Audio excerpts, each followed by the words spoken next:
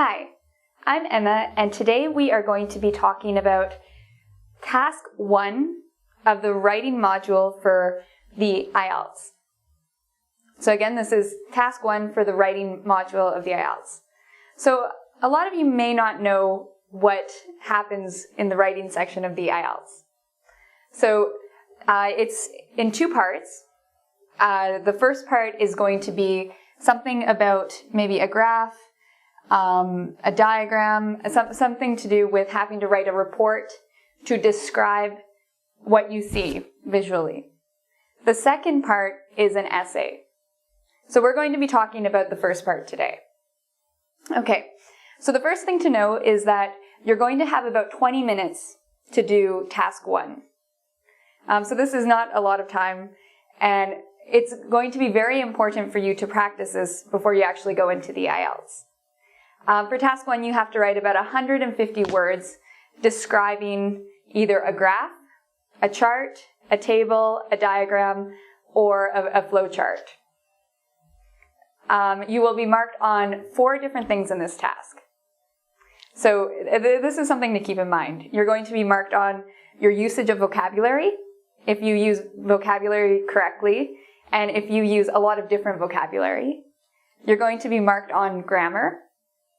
You're going to be marked on your ability to do what they ask. So for example, you need to write 150 words for this task. If you write 120 words for this task, then you didn't really meet the task requirements.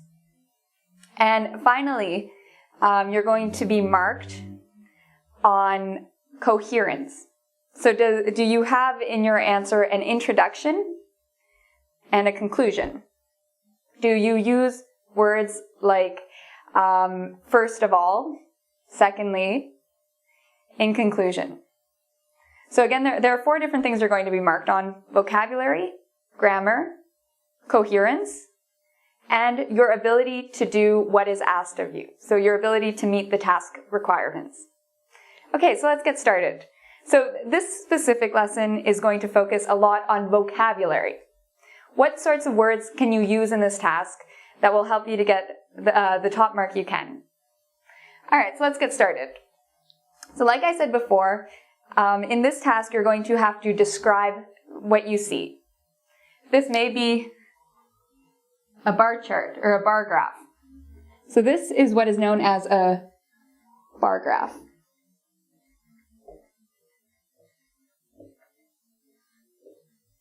You might have to describe something like that. You may have to describe a line graph. See the line? This one is a line graph.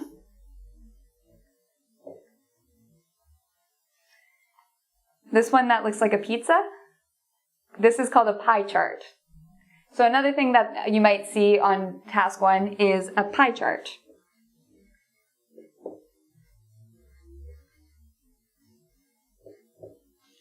So we have a bar graph, line graph, pie chart. Sometimes you may see 2 of these. You may have to describe a pie chart and a line graph, or a bar graph and a pie chart. You may also have to, if you don't get one of these, you may get what is called a flow chart.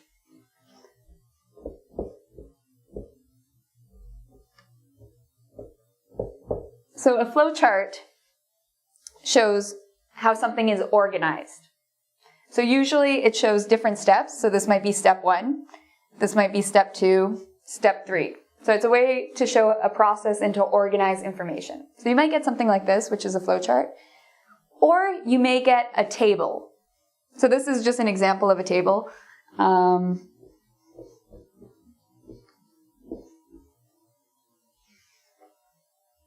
depending on which one you get, you're going to be using a different type of vocabulary. So there's specific words to use when you're talking about a bar graph. There are different words to use with flow charts, with tables. Today we're really going to focus on bar graphs and line graphs. Alright, so let's get started. Okay, so now what we are going to do is talk about how to write your introduction and vocabulary you can use in your introduction for this part of the IELTS. So when you present a graph, like I said before, you should have an introduction, the body of what you're going to say, and a conclusion. This is going to affect your coherence marks. So you want to have an introduction, body, and conclusion. It's very important. So a lot of students, when they first see IELTS Task 1, in the academic version of the IELTS, they get really nervous. They don't know how to start off what they're going to say. How do you start off describing a graph? So what I'm going to talk about now is an easy introductory sentence you can use in order to explain your graph. So I have this sentence, this line graph, so here's an example again of a line graph, shows the changes in sales between 1990 and 1996. So this is just an example.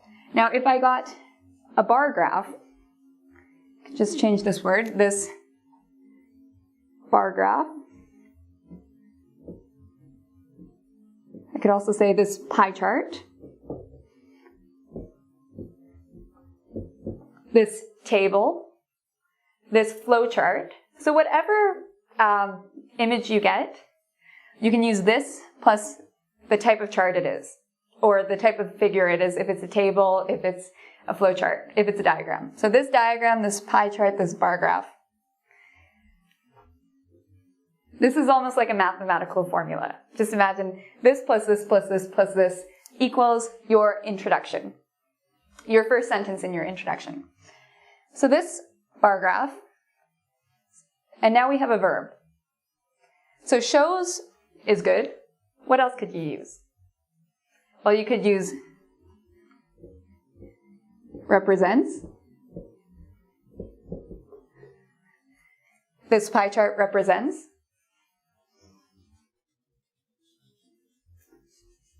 You could use this pie chart demonstrates.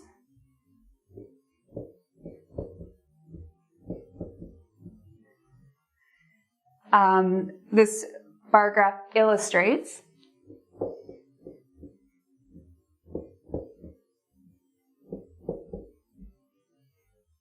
If you're doing a table, you could say this table lists. So like lists. So what you want is you want a verb similar to these. Shows, demonstrates, represents, illustrates. These are all really good verbs to use for your introduction, for the first sentence of your introduction. So this bar graph demonstrates. Here we have a specific example, the changes in sales. Oftentimes you'll be looking at changes in sales. So for example, here in this graph, we have this is known as the x-axis. So x-axis. This is just some more terminology about graphs.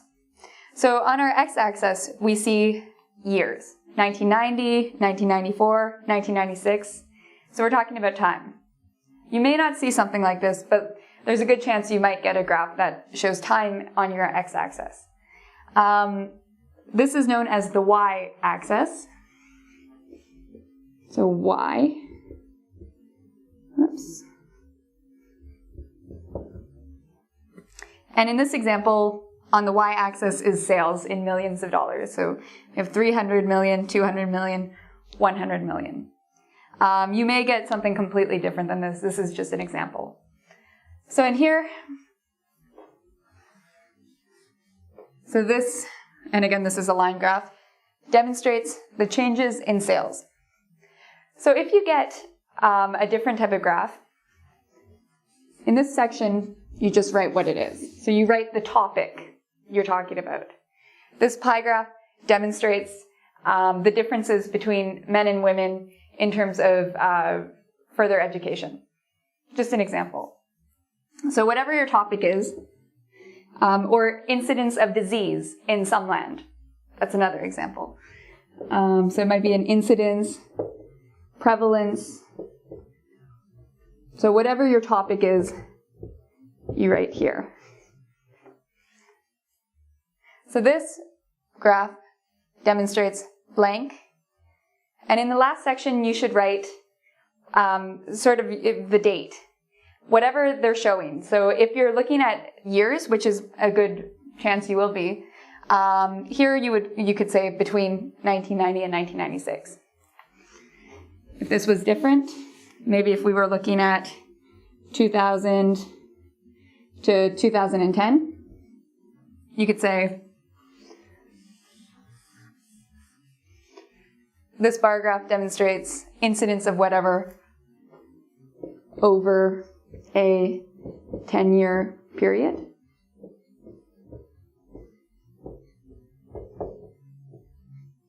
So again, you can have between this date and this date, from, have a year from 1990 to, so these are just different ways to show time, which will be located on the x-axis. Sorry.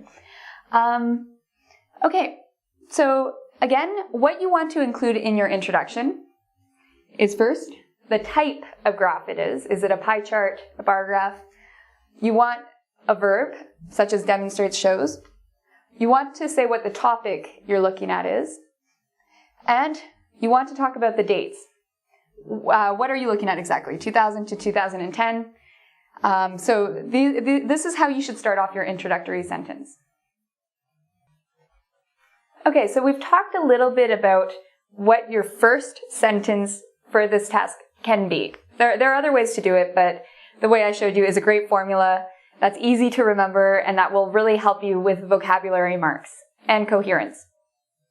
So right now what we're going to focus on is some key terms, key vocabulary you can use when describing movement of a graph or a line, a bar graph or a line graph.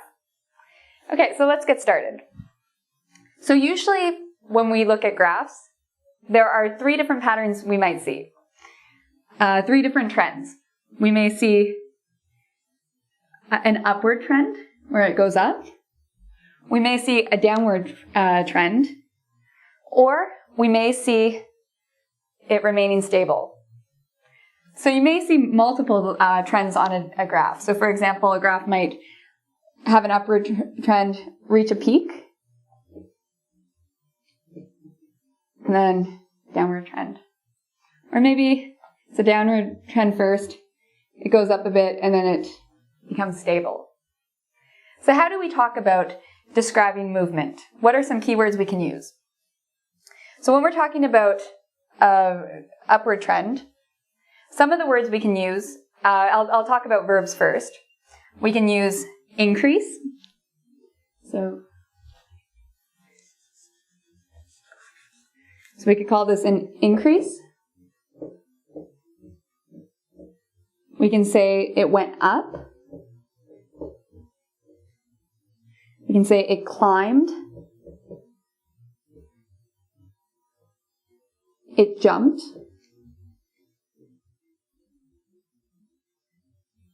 It rose. So notice when we're talking about describing movement on the IELTS, the verbs we use, these are all verbs. What tense are they in? If you said simple past, you're correct. You want to be using the simple past when you're describing movement for IELTS Task 1. So we can say, if this was talking about sales, for example, so we looked at that example before, sales, and this is years, so we have maybe 2000 to 2010. We could say sales rose, sales increased, sales went up, sales climbed, sales jumped. And then we would usually say between 2000 and 2010.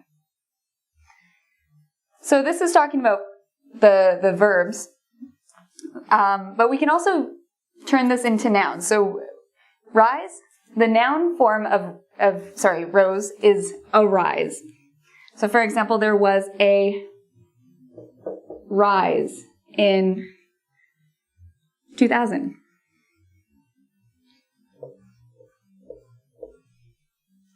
We could say there was an increase.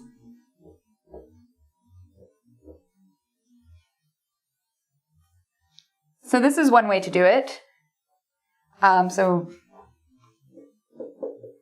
if we have the noun here, if we decided to use it in a verbal form, we could say sales rose between 2000 and 2010. Okay. So we've looked at when it goes up, when trends go upward. What about downward trends? What are some of the words we use with that? So we'll start off with verbs. We can talk about a decline. Sales declined. You can say decreased.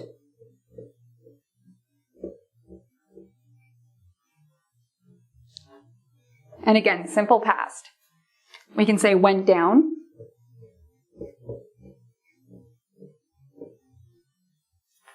We could say dropped.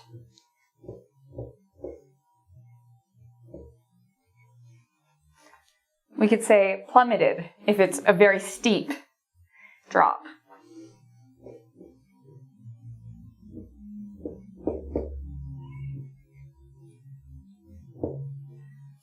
Okay, so we can say sales plummeted, and we can also say, so we have declined, decreased, went down, dropped, plummeted, finally slumped.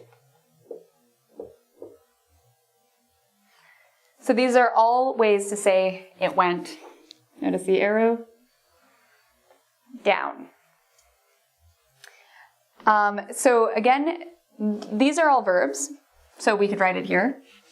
Sales decreased between 2000 and 2010. Sales went down between 2000 and 2010. If we decide to use a noun, decline, we can say a decline. We can say a decrease, a drop, a slump. So many of these also have a noun form. So there was a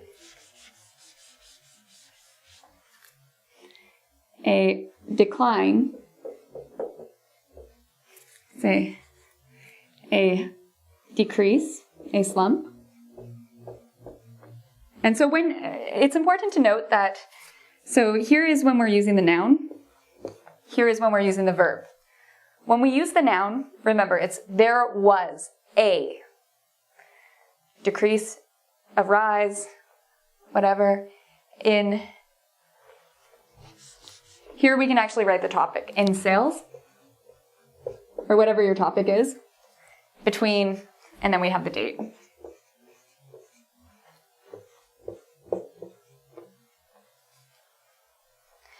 Or if we use the verbal form, you have the topic, sales, verb, and the date again. Okay. So finally, the third trend is when nothing happens. We can say it remains steady.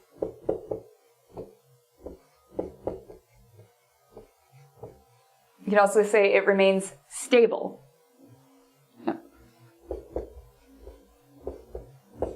Remains stable, it remains steady. We can also call this a plateau.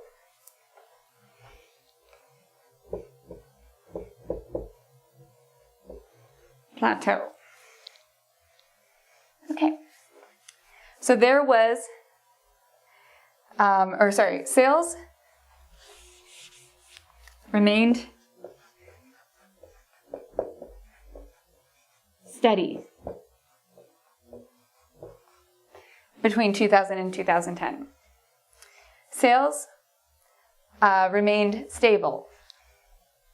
There was a plateau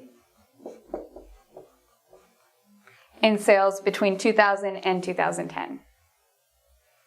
Okay, so again, when you do this part of the task, you don't want to reuse the same words again and again and again. If for the whole time you're describing the movement, you use went up multiple times, the sales went up, and then they went down, and then they went up again, and then they went down again. The examiner is going to give you low marks on your usage of vocabulary. They want to see variety. So try to memorize, you don't have to memorize all of these. Choose a couple. Maybe use increased. Maybe use rose. Decreased, dropped. Remain steady. One thing I wanted to say as well with plummeted, I think I said this before, but it's a really steep drop. So if the decline is like this, that's not plummeting. Plummeting is a very steep drop. Now, another thing we can do is we can add adverbs and adjectives to our nouns and our verbs in order to explain the degree of change. So we've just described movement. Well, what else can we add here? So, let's erase this.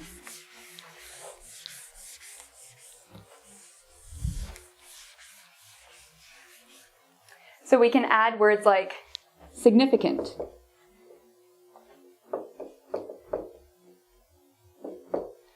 There was a significant increase, meaning an important increase.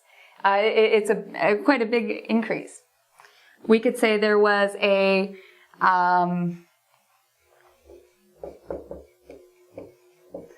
steady increase.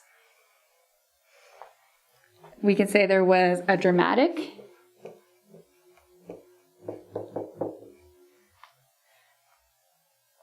So for example, if we had to draw these, a dramatic increase would be a very sudden increase. That's another word.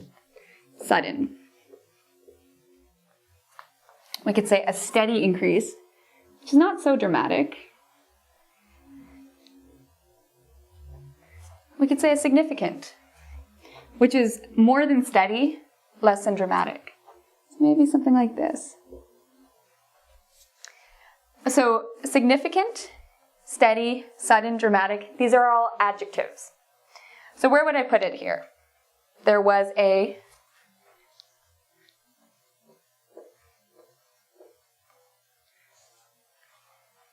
so we use the word increase, which can be a noun.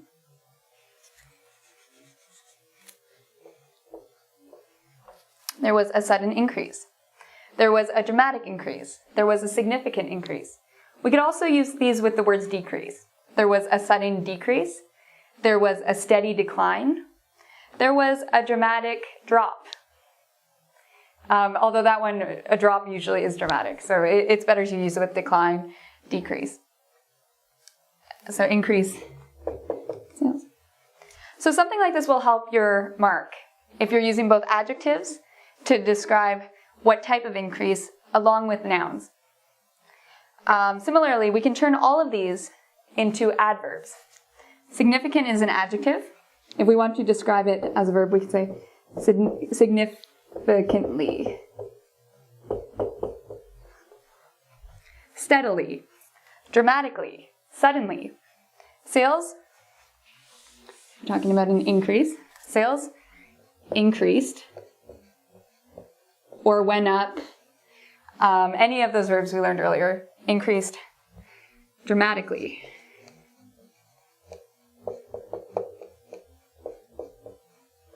Between 2000 and 2010. Sales increased steadily. Sales increased significantly. Sales increased rapidly. These are all different words we can use to help us in terms of our IELTS score. So again, this lesson has focused mainly on vocabulary. So we haven't really talked so much about how to get good coherence marks, meaning your organization. So that will come in at a later lesson where we'll talk about how to write a proper introduction, body, and conclusion. For now, this is focusing on vocabulary and how to get your vocabulary marks the highest you can get them. So again, the main thing to remember is you want your vocabulary to be varied, meaning you don't want to use the same word again and again. You want to have an introduction, a body, a conclusion, and also you want to have variety. So there was a sudden increase. You want to use nouns sometimes. Maybe you want to also show you can use these words in the verb form. Again, when you do use it in the verb form, remember, simple past. So for more information on this, I highly recommend visiting us at www.ingvid.com. Another great resource, if you're planning on doing the IELTS, is goodluckielts.com. It's an excellent website that will give you more information on the different types of tasks you will be required to do. So until next time, take care.